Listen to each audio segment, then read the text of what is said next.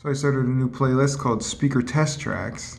Gonna have some of my very high-end tracks as well as probably some sound design and classical. And the point of the speaker test music and speaker test tracks is that these tracks in particular show off the speakers. So they have actually a little bit more spectrum and frequency range than most material out there.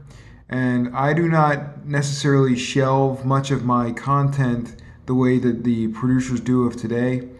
So you're going to hear a lot more range in my material for these speaker tests.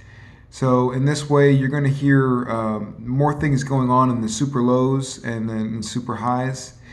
So you won't have this chiseled out sound as much. And anyways, it's going to cover, these tracks in particular cover more ground on the frequency spectrum than a lot of music. Because my obsession with music has always been high-end production.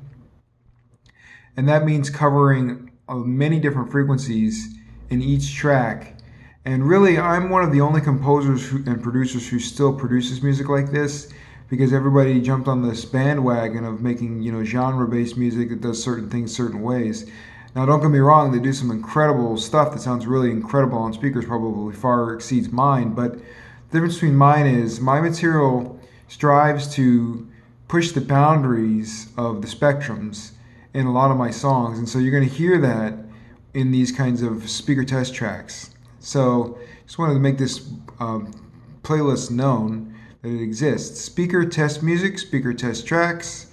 So you can use them in things like YouTube videos to test out your own speakers.